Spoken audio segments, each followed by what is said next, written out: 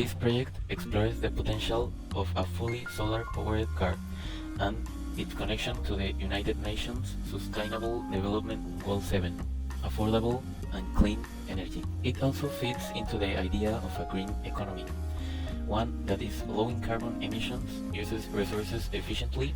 We aim to estimate the energy that solar panels could generate on a car in this region, calculate how far such a vehicle could travel per day using only solar power, measure the possible reduction in CO2 emissions if widely adopted, assess its economic and technological feasibility. Puerto Vallarta's traffic produces roughly 290,000 metric tons of carbon dioxide per year. That's 1 metric ton per person. Also, it produces a particle, PM2.5, which gets in our lungs and causes lung cancer among other diseases.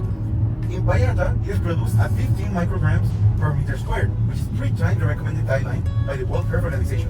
PV out means how much energy a 1 kilowatt array truly gives in a year. Here that's 1,750 kilowatts. That means a 5 meter squared roof patch gives 5.3 kilowatts hour per day, enough juice for 53 kilometers of drive. Now picture completely covering the car, about 25 meters squared or 5.5 kilowatts. That is 26 kilowatts hour per day. Our aerodynamic design needs only 0.10 kilowatts hour per kilometer, so that's 260 kilometers per day on pure sun. Gas cars, on average, do 8 kilometers per liter, burning 2.3 kilograms of CO2 per liter. Putting flexible solar panels into a vehicle costs around $1,375, with an additional $2,300 for a 20 kilowatt hour battery. While this raises the initial price, lower operating costs recover the investment in about 3 years. Furthermore, scaling the technology could also create 1,400 local installation jobs. Up next, an interview with Professor and Engineer Alejandro Díaz. Un estudio detallado sobre la implementación, ¿no?, en una ciudad, sobre la adopción, el cambio, digamos, de estas tecnologías, lo cual pues van a ser durante años. Es un proceso largo, sobre todo por los recursos, ¿no?, que se pudieran invertir y la facilidad o digamos, la economía o el bajo costo que pudieran tener para que la mayoría de la gente los pudiera adquirir.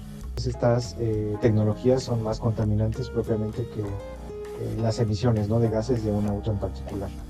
En cuanto a la captación de rayos solares, pues obviamente podría salir conveniente, ¿no?, en una ciudad como la nuestra, que gozamos, ¿no?, de una amplia emisión o captación de rayos solares.